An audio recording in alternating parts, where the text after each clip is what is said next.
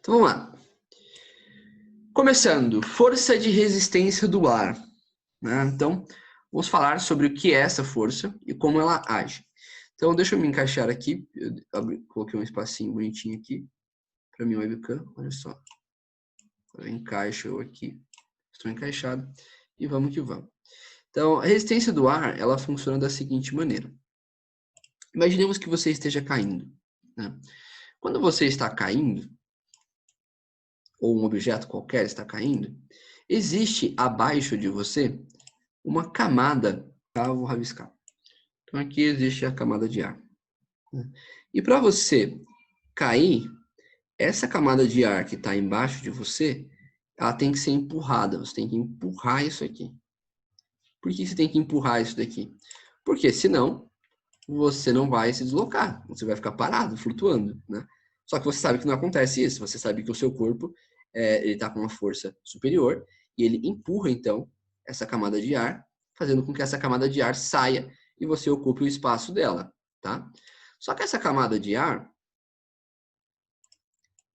quando ela é empurrada, ela cria uma certa resistência. Vou colocar essa resistência aqui de vermelho. Ó. Então, quando você está caindo e você está empurrando essa camada de ar, vai surgir aqui uma resistência.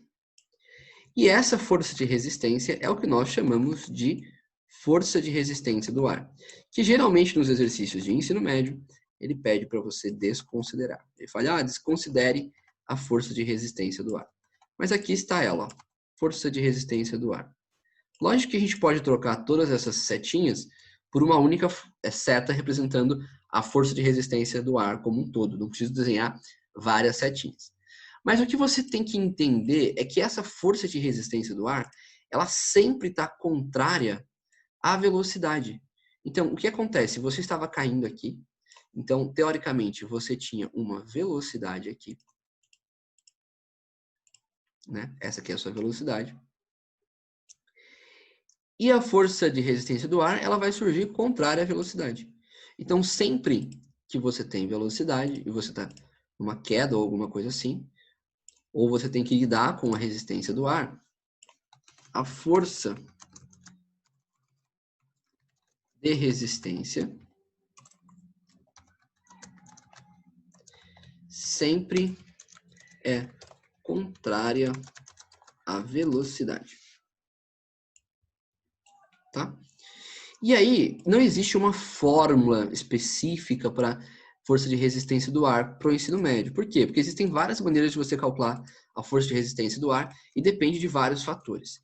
Eu vou chamar aqui de FRA, força de resistência do ar, e vou dar uma representação dela. Então, a gente vai representar ela como KV ao quadrado, menos KV ao quadrado. O que significa isso?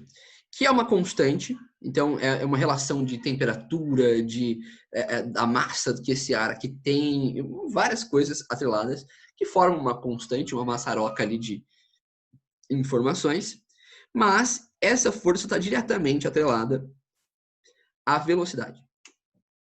Então, se a velocidade aumenta, a força de resistência do ar aumenta bastante. Por isso que ela é ao quadrado. Tá? E é negativo a equação, porque ela sempre está contrária à velocidade. Então, se a velocidade é positiva, a força é negativa. Se a velocidade é negativa, menos com menos dá mais, a força é positiva. Então, a força sempre é contrária à resistência do ar.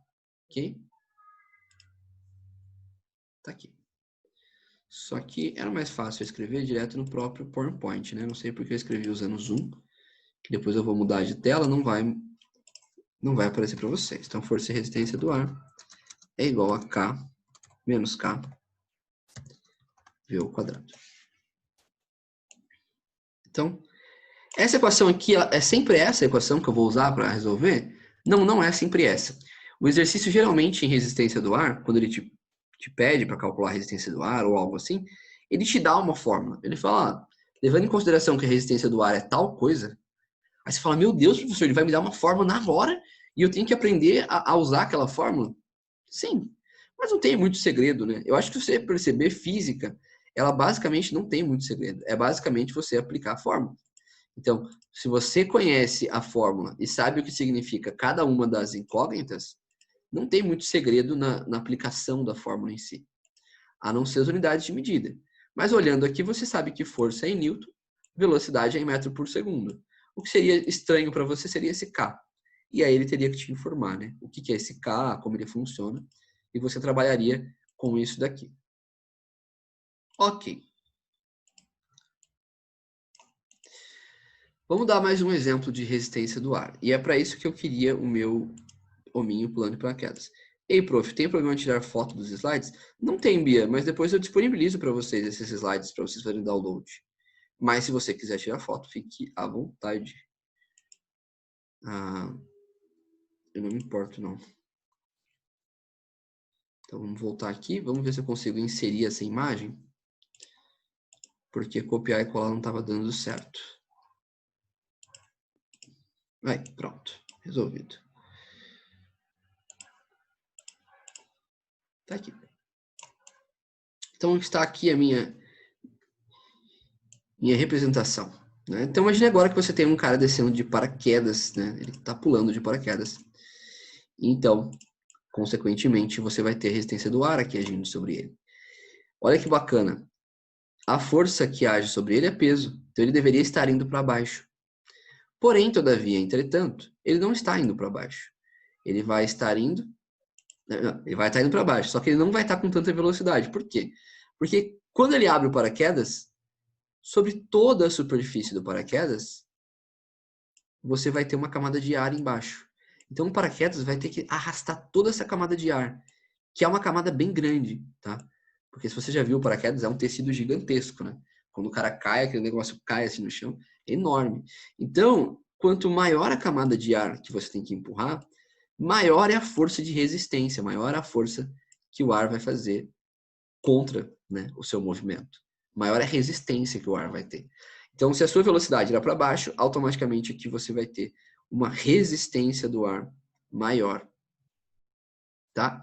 Por quê? Porque você está pegando uma camada maior de ar. Quanto maior a massa, né, a quantidade de ar que você pega, maior a resistência. E eu acho que isso aqui é fácil de percebermos, né? A gente visualiza isso no dia a dia. Então, você sabe que a resistência do ar sempre age contrário ao movimento. Sabe onde ela age também? Por exemplo, contra o veículo. Já reparou que algumas motos, às vezes, na estrada, ela entra atrás do caminhão? Ela vai de trás do caminhão. Por que ela está atrás do caminhão? Porque atrás do caminhão, ela tem uma região de vácuo, entre aspas, né? Onde você tem uma quantidade de ar menor. Então, ela tem uma resistência menor do ar. Se você estiver andando de moto um dia, e você, numa alta velocidade, você tentar levantar a mão, você vai ver que o seu braço vai ser jogado para trás. O que joga o seu braço para trás? A resistência do ar. É essa força de resistência do ar que faz esse movimento contrário a você quando você está numa BR, por exemplo, ou em alta velocidade numa moto. Você sente aquele vento batendo, né? E aquilo pode até machucar. Se você não tiver com uma roupa adequada, o tecido fica batendo na sua pele e o tecido te machuca. A calça jeans pode te machucar. Quem já andou em moto aí, numa velocidade um pouco mais alta, sabe bem disso, tá? Isso depende do quê? Depende dessa resistência do ar. Tá? Então é a resistência do ar que faz essa força contrária. O que acontece, que foi o caso do exercício que eu tentei resolver esses dias, que eu resolvi, na verdade, esses dias com os alunos, e eles ficaram um pouco com dúvida, é o seguinte, que quando você leva em consideração a aceleração, as coisas mudam. Porque olha só numa queda como que as coisas funcionam. Quando isso aqui está descendo, para onde que está a força-peso? A força-peso, ela está sempre apontando para baixo. Então, a força-peso estaria aqui. Certo? Então, vamos chamar isso aqui de força-peso. Então, na hora que isso aqui está caindo, a força-peso, ela vai estar contrária à resistência do ar. Porque a resistência do ar não está para cima, aqui, ó. Acabamos de desenhar, né, várias setinhas. A resistência do ar está para cá. Então, o FRA, que é a força de resistência do ar, está contrária ao peso. Se é uma força contrária, ela vai acelerar a força, vai ajudar a força-peso, vai acelerar esse movimento, ou ela vai desacelerar esse movimento? Desacelerar. Desacelerar, né? Ela é uma força contrária. Agora, se eu estiver jogando um objeto para cima... Ai, que saco, eu desenhei na tela. Agora, se eu for fazer outra coisa, eu vou ter que apagar isso aqui. Tudo bem, não tem problema. Agora, se eu for jogar um objeto para cima... E aí eu vou apagar isso aqui, que eu não sei porque está aqui. Olha o que acontece. Estou jogando o objeto para cima. Vou desenhar em outra cor, porque a amarela é a resistência do ar. Então está aqui o objeto sendo jogado. Esse objeto, quando eu jogo ele para cima, ele tem uma velocidade, certo? Essa aqui é a velocidade dele. Vou desenhar a velocidade numa setinha mais fina, para deixar as forças bem notórias. Então aqui é a velocidade dele. A resistência do ar, ela surge sempre o que mesmo? Qual que é a regra para ela surgir?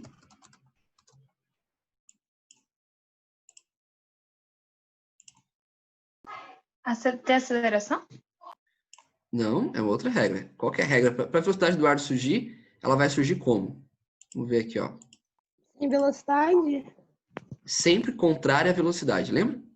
Então, se eu tenho velocidade, a força, a resistência vai surgir contrária à velocidade. Então, se a velocidade está para cima, a força de resistência do ar vai estar para baixo. E aqui eu vou fazer ela bem espessa. Força de resistência do ar. Vou chamar de FRA. Então, agora nós temos uma força de resistência do ar para baixo. Quando eu jogo um objeto para cima, a força-peso puxa ele para onde? Para baixo. Para baixo. Também, né? O peso sempre puxa o objeto para baixo. Então, neste caso, a força-peso e a força resultante do ar, elas vão estar se somando ou se subtraindo? Somando. Somando. Ou seja, quando você está subindo, a aceleração é maior para baixo. Você vai ter uma aceleração maior do que a da gravidade. Porque além da gravidade, você vai ter uma força te empurrando para baixo. E força causa aceleração. Então, quando você está subindo, você tem uma força você tem uma aceleração maior do que a gravidade, te puxando para baixo. E quando você está descendo, quando nós vimos aqui, quando você está descendo, o que acontecia? Você tinha a resistência do ar para cima e a força peso para baixo. E aí, nesse caso aqui da descida, elas se subtraíam. Então, você ia ter uma velocidade menor do que 9,8. Desculpa, uma aceleração menor do que 9,8. Então, você tem uma diferença, né? A resistência do ar, ela vai acelerar você para baixo na subida e ela vai desacelerar você na descida. Então, quando você está subindo, você tem uma aceleração para baixo muito mais forte. Então, você tem uma força que te puxa para baixo que é muito mais intensa do que quando você está descendo. Porque quando você está caindo, a força de resistência do ar ela é contrária a você, então ela ajuda a diminuir um pouco a força-peso. E quando você está subindo, ela ajuda a força-peso, então a força-peso fica mais intensa. Tá? Essa é a ideia, esse é o conceito de resistência do ar. Tá? E aí eu vou trazer alguns exercícios sobre isso daqui ao longo dos próximos dias, aí, das próximas aulas. Pelo menos um ou dois para isso aqui ficar mais claro para vocês.